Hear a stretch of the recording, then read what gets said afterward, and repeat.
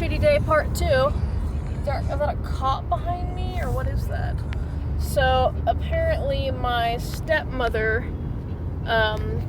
Nikki, not Nicole, my mother-in-law, but, the wife of, obviously, actually is the current wife of my dad, even though he's with someone else, just doing his normal pattern bullshit of cheating on people and making them think they're crazy and going on to someone else that has more money or a better place to live or a better car, so that's why I'm, not consoling him. But yeah, so my brother Christopher texted me a picture, and it was of Nikki and their dog Midge, and I was like, oh fuck, Midge died, because they're like, oh, sleep with, because it was my dad's post, and he always used to say sleep with the angels, to like me or whoever he was with or whatever, his whatever.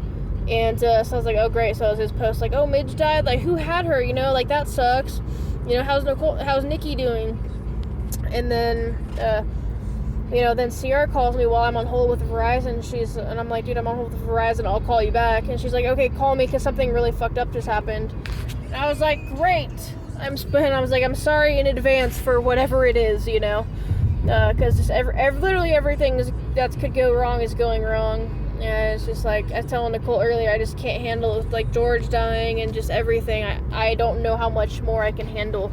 I haven't been in the best state of mind recently, waking or sleeping, and just the distance from my wife and just everything that's dying or getting hurt or getting sick or going away, or it's taking a lot out of me, I'm sure everything happens for a reason, but right now I think the reason is just to torment me, and that's all I can really come up with. Like tonight, like this drive so far has been fucking weird. I've almost been hit multiple times. There's a bunch of creepy motherfuckers on the road. And yeah, it's just not a good day. And so yeah, and then so I call my mom, because I've been talking to my mom a lot more, her and my brother, and it's done me a lot of good to see that, like, we're so much alike and we get along, we have the same sense of humor. Like, I'll call him and she's like, Chewy dead yet? No, I'm kidding, bro, like, how's Chewy, whatever. And my mom is, we have the same sense of humor like Papa did, and it's just refreshing to honestly talk to family. I wish I could see them more. Honestly, I wish my wife could see that, she's a reformed person, but she still has a fucked up sense of humor, so it's just like, because I really like them in my life more, but they're in my life as much as humanly possible, especially with this whole coronavirus bullshit. But yeah, so we're talking, and she's like, no, Nikki died or whatever, and I was like, what the fuck, And Chris was like, yeah, I saw it, so I screenshot it and sent it to you. And then I guess he screenshotted it, or sent his contact card, my dad's. And I'm like, I don't want to talk to Ben Tony, honestly, But yeah, so I guess my stepmother died, and she was a crackhead, like, straight up. She was schizophrenic from the time she turned 18. She literally was so fucked up, she thought that her boyfriend was Drake, like the black dude, the rapper.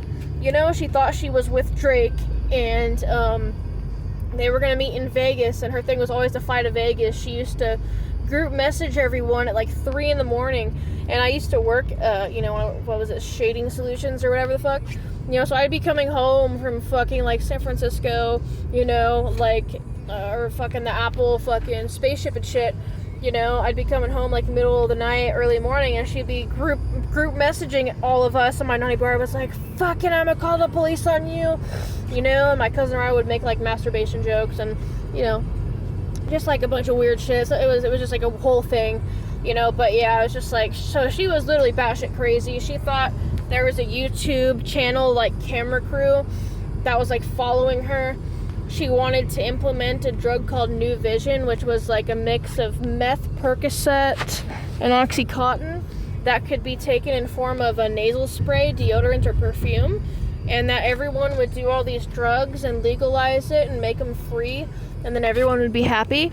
And it was just like, holy fuck, and she was talking to, and she literally used to pick up people, like homeless people, and take them to her house, and what else? She went with $7, and some of it was actually pennies, like change, to a car dealership, filmed it, and while she still had like blue remnants of the morphine she crushed up and snorted up her nose, It was like, with this $7, I am going to finance, a car for the neighborhood to use. We will all finance it together, as per our Purple Room project and the Nicole Pereira Remedi National Public Radio. I'm literally from the CIA, and I'm going to get my back pay from President Trump. Like, literally recorded it, and they had to throw her out. Like, and then it was like day 2, and she was like hiding behind the cars and shit, and it was some crazy shit. And she would just do some weird shit like that. She always live streamed like while doing drugs and saying how, if everyone would just do, Percocet or, heroin or meth, like everyone would be happier. And it's just like, dude, and she would say all this fucked up shit and post like exercise videos. And it was, I'm just kind of trying to reminisce a bit, and yeah, it was some crazy shit. Fucking faggot passing me. At least I know you're not a cop, you bitch. And yeah, so I guess the story is she OD'd, which isn't surprising. But what is surprising is that she hasn't been filling any of her prescriptions in like a very long time. The weird thing about that is she gets Percocet, Adderall, Xanax, like not every, but most, Flexeril, like most morphine, patches and pills, which I don't even understand. So many fucking psych meds that I can't even count them all, Like, she's on so many pills, but she just stopped them all, I guess. So my mom is thinking maybe she had like a fentanyl overdose or something, because, but like they are suspecting foul play because of, how she died, but it's pretty obvious. But the thing is she kept Narcan with her.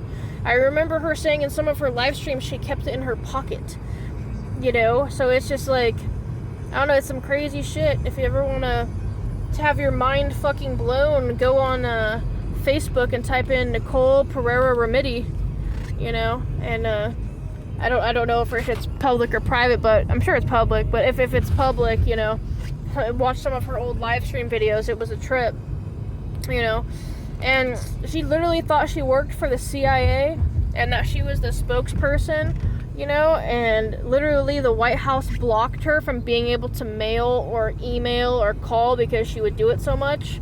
And she would call hotel rooms and stuff and tell them that she was going to start this thing called the Purple Room Project and paint all the walls purple and let homeless people live in hotels for free, and that the payoff was that they would have to work in the hotel, like do laundry and dishes.